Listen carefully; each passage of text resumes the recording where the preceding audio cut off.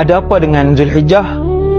Untuk pengetahuan semua, saya dan kita semua, 1 hingga 10 Zulhijjah, 1 hingga 10 Zulhijjah adalah hari terbaik dunia di sisi Islam, sehingga ia lebih istimewa daripada 10 terakhir Ramadan.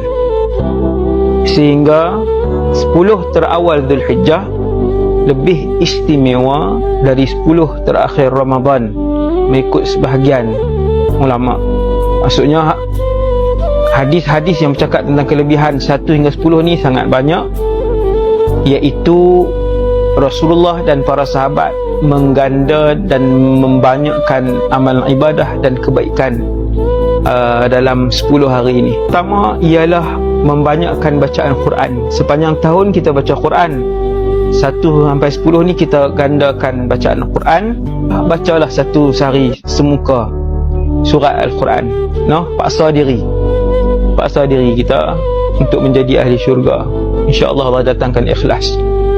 Yang pertama Quran. Nombor 2, bersedekahlah setiap hari. 1 hingga 10 Zulhijjah, bersedekahlah setiap hari.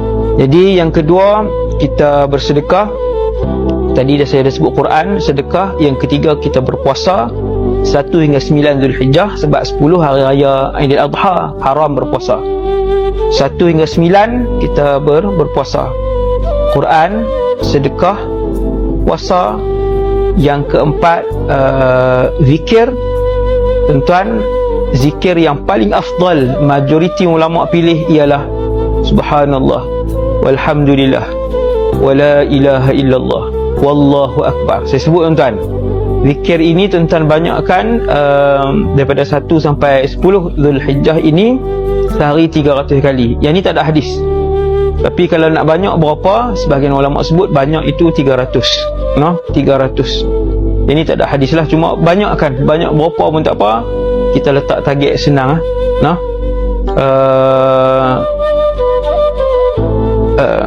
Apa dia tadi? Sedekah, zikir, Quran, puasa sunat daripada 1 sampai 9 Zulhijjah. Saja aku puasa sunat Zulhijjah kerana Allah Ta'ala. Saja aku puasa sunat Zulhijjah esok hari kerana Allah Ta'ala.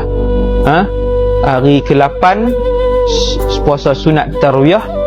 Hari ke-9 Zulhijjah puasa sunat Arafah. Niat, saja aku puasa sunat Arafah 9 Zulhijjah. 10 jangan puasa. Tu alim terlajak pula. 10 raya haji pertama, haram berpuasa. Jadi tuan-tuan, 1 sampai 10 ni pastikan amal ibadah kita berganda dan ditambah, insya-Allah.